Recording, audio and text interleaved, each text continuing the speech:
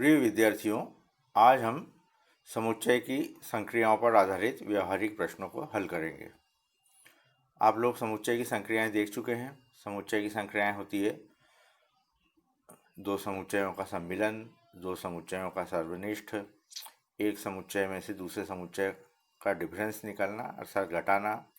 तो ये सारी प्रक्रियाएं हम लोग सीख चुके हैं। तो आज सबसे पहले तो हम थोड़ा सा इनको रिवाइज कर लेते हैं। तो मान लीजिए कि आपके पास में चित्र में आप देख रहे हैं दो समुच्चय ए और बी हैं। जो हरे रंग की लकीरों से जो क्षेत्र आपको दिख रहा है वो ए माइनस बी को डिफरेंस बता रहा है। लाल रंग से जो दिख रहा है वो बी माइनस ए को बता रहा है। और जहाँ पर ये दोनों हिस्से मिल रहे हैं, हरी रेखाएं और लाल रेखाएं, उस क्षेत्र को हम ए इंटरसेक्शन बी से व्यक्त कर रहे हैं। तो इस तरह से दो समुच्चयों में हमने ए माइनस बी माइनस ए और ए इंटरसेक्शन बी बता दिया।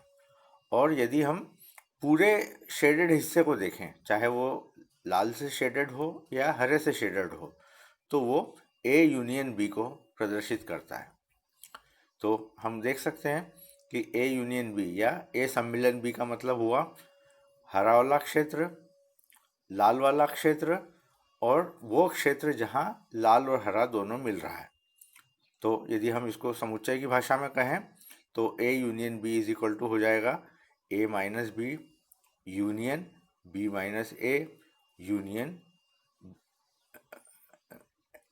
ए union B is equal to A minus B union A intersection B union B minus A. तो हम देख सकते हैं कि पूरा ए यूनियन बी, ये पूरा ए यूनियन बी है। ये इस हिस्से से बना हुआ है, इस हिस्से से बना हुआ है और इस हिस्से से बना हुआ है।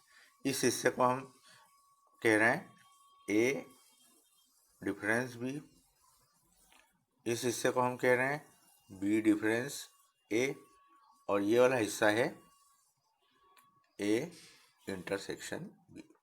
तो इस तरह से हम पूरे ए यूनियन बी को इस रूप में लिख सकते हैं। अब यदि हम समुच्चय के अवयवों की संख्या पर बात करें तो यदि ए यूनियन बी के कुल अवयवों को हमें n of A union B से व्यक्त करना है। इसका मतलब क्या हुआ कि ए यूनियन बी में कुल कितने अवयव हैं, तो उसको हम number of A union B इससे व्यक्त कर रहे हैं। तो हम देख रहे हैं कि वो इन तीन हिस्सों से मिलकर के बना है। ये पहला हिस्सा हो गया, ये दूसरा हिस्सा हो गया और ये तीसरा हिस्सा हो गया। अर्थात n of A union B को हम लिख सकते हैं ए माइनस बी में जितने अवयव हैं प्लस ए इंटरसेक्शन बी के बीच में जितने अवयव हैं प्लस बी माइनस ए के बीच में जितने अवयव हैं। इन तीनों अवयवों का योग पूरे ए यूनियन बी के अवयवों के में स्थित अवयवों की संख्या को व्यक्त करेगा। यानी अपने को ए यूनियन बी में कुल कितने अवयव हैं ये ज्ञात करना हो तो हमें क्या मालूम होना चाहिए, ए माइनस बी में कितने अवयव हैं। यानी ए माइनस बी का अर्थ क्या हुआ कि ए में के वे अवयव जो बी में नहीं है। इसी तरह से बी माइनस ए का मतलब क्या हुआ कि बी के वे अवयव जो ए में नहीं है। तो आप इसमें चित्र में स्पष्ट रूप से देख सकते हैं कि जो हरे रंग की अपने को लकीरें दिख रही है वो हिस्सा है जिसमें एक वो हिस्सा है जिसमें ए में ही अवयव हैं। वो अवयवों को हमने हटा दिया जो बी में है। इसी तरह से बी माइनस ए में आप देख सकते हैं बी में माइनस ए में केवल वे ही अवयव आ रहे हैं जो बी में हैं। हमने ए वाले अवयवों को हटा दिया है। तो इस तरह से हमारे पास में एक समीकरण प्राप्त हो रही है n of A union B, अर्थात ए यूनियन बी में कुल अवयवों की संख्या बराबर ए माइनस बी में अवयवों की संख्या प्लस ए इंटरसेक्शन बी में अवयवों की संख्या प्लस बी माइनस ए में अवयवों की संख्या। इस समीकरण को हमने समीकरण 1 कहा। ये हमने सुरक्षित रख लिया है।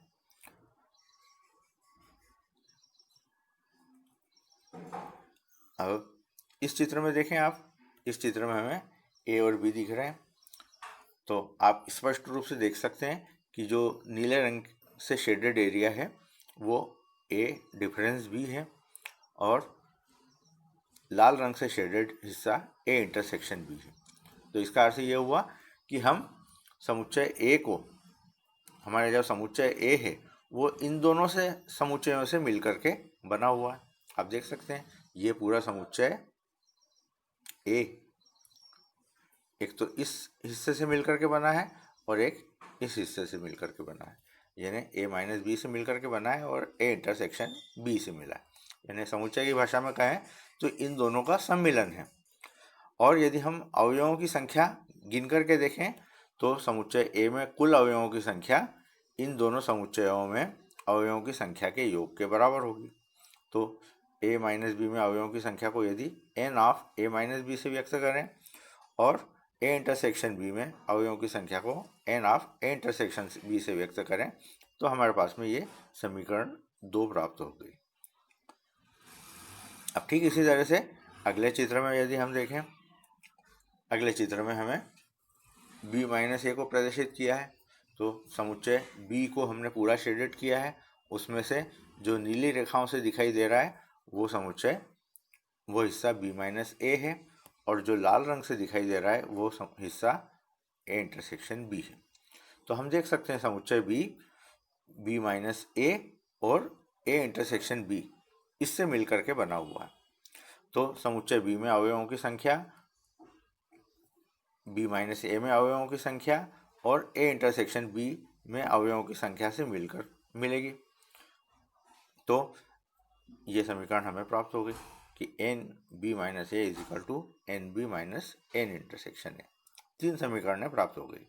एक बार फिर से देखें हम, समीकरण 1 हमें प्राप्त हो रही है, पहली समीकरण आप देख सकते हैं, दूसरी समीकरण प्राप्त हो रही है और तीसरी समीकरण प्राप्त हो रही है। अब समीकरण 2 और 3 से b माइनस ए और n a minus be in दोनों मानों को समीकरण 1 में रख रहे हैं। आप देख सकते हैं यहाँ पे हम इसका भी मान रख रहे हैं और इसका भी मान रख रहे हैं। तो देखिए रखने के बाद में हमें जो स्थिति प्राप्त होगी वो इस तरह से होगी, समीकरण 2 और 3 में समीकरण 1 में मान रखने पर 2 और 3 से, तो ये मान रखा हमने। यहाँ पर हमने ये वाला मान जो रखा है ये n of A minus B का मान रखा है, ये वाला मान n of B minus A का मान रखा है। और जब हमने इसको सिंप्लीफाई किया तो हम देख रहे हैं कि इससे n of A intersection B cancel हो गया और ये समीकरण हमें प्राप्त हो रही है। और ये इस समीकरण का उपयोग हम हमारे सवालों को हल करने में करेंगे। तो मेरा ख्याल है कि ये चीज़ आपको लोगों को समझ में आ गई होगी। अब हम इन प्रश्नों को हल करके देखें। सबसे पहला प्रश्न, प्रश्नावली 1.6 का, इसमें हमें दिया हुआ है x और y दो समुच्चय दिए हुए हैं और x में अवयवों की संख्या हमें दी हुई है 17 और y में दी हुई है 23। हमें x यूनियन y में अवयवों की संख्या दी हुई है 38, तो x इंटरसेक्शन y में अवयवों की संख्या ज्ञात करना है। तो सीधा सीधा सवाल है, जो भी सवाल में दिया हुआ है उनको हमने देख लिया। नंबर ऑफ x 17 दिया हुआ है, नंबर ऑफ y 23 दिया हुआ है और x यूनियन b का मान 38 दिया हुआ है। अब यहाँ ये हमारे पास में सूत्र है, तो इस सूत्र में हमने मान रख दिए, x यूनियन y का मान रख दिया हमने 38, इसका मान रख दिया 17, एंड नंबर ऑफ y का मान रख दिया 23 और ये अज्ञात राशि है, इसको हमने वैसे ही छोड़ दिया। और इसको जब हमने हल किया तो हमें रिजल्ट प्राप्त हो रहा है 2। तो इस तरह से सूत्र में मान रख करके हमने n of x intersection y यानी x इंटरसेक्शन y में अवयवों की संख्या को ज्ञात कर लिया। ठीक इसी ढंग से अगला प्रश्न देखें हम। 400 व्यक्तियों के समूह में 250 हिंदी और 200 अंग्रेजी बोल सकते हैं। कितने व्यक्ति हिंदी तथा अंग्रेजी दोनों बोल सकते हैं? अब इस तरह के प्रश्न के लिए भी हम इस प्रश्न को समुच्चय की भाषा में बदल दिया। तो यदि हिंदी बोलने वाले व्यक्तियों को हम कैपिटल एच से व्यक्त करें और अंग्रेजी बोलने वालों को ई से व्यक्त करें तो हमारे पास में number of H is equal to 250 हो गया, ये देख सकते हैं आप। और अंग्रेजी बोलने वाले यानी की संख्या अर्थात एन ऑफ ई ये 200 हो गया। और ऐसे व्यक्ति जो अंग्रेजी और हिंदी दोनों बोल सकते हैं तो वो उनकी संख्या 400 हो गई। अब हमें जो हिंदी और अंग्रेजी दोनों बोल सकते हैं यानी दोनों में कॉमन है उनकी संख्या ज्ञात करना है। तो इस सूत्र में हम मान रख देंगे और एन एच यूनियन ई का मान रख दिया हमने, नंबर ऑफ एच का मान रख दिया, नंबर ऑफ ई का मान रख दिया और ये अज्ञात राशि है। इसको हमने हल कर लिया और हल करने के बाद हम प्राप्त कर रहे हैं रिजल्ट 450 माइनस 400 यानी 50। इसी प्रकार प्रश्न क्रमांक 4 को देखें। 4 में हमें समुच्चय एस में अवयवों की संख्या दी हुई है 21 और टी में दी हुई है 32। एस इंटरसेक्शन टी का मान दिया हुआ है 11, तो एस यूनियन टी का मान हमें ज्ञात करना है।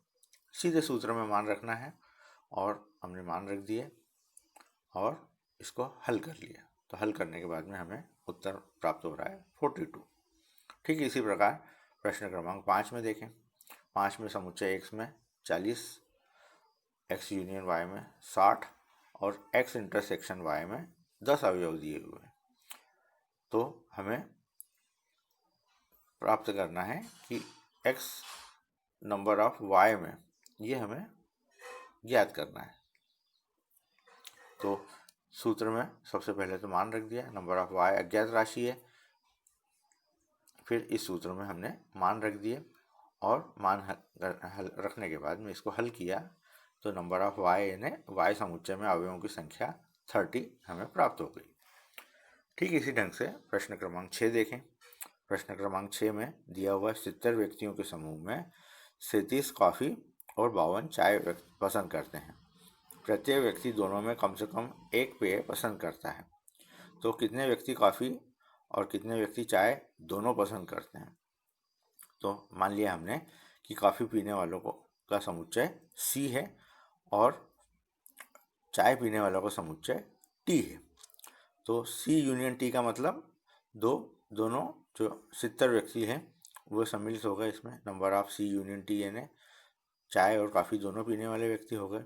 नंबर ऑफ सी यानी जो कॉफ़ी पीते हैं उनकी संख्या दी हुई है 37 और जो केवल चाय पीते हैं उनकी संख्या दी हुई है 52। अब इस फार्मूले में हमने मान रख दिया और सी इंटरसेक्शन टी का मान हमने ज्ञात कर लिया। तो ये वो संख्या आ रही है जो चाय और कॉफ़ी दोनों पसंद करते हैं। इसी प्रकार प्रश्न क्रमांक 7 देखें हम। 7 में 65 व्यक्तियों के समूह में 40 व्यक्ति क्रिकेट और 10 व्यक्ति क्रिकेट और टेनिस दोनों पसंद करते हैं। कितने व्यक्ति केवल टेनिस को पसंद करते हैं किंतु क्रिकेट को नहीं, कितने व्यक्ति टेनिस को पसंद करते हैं।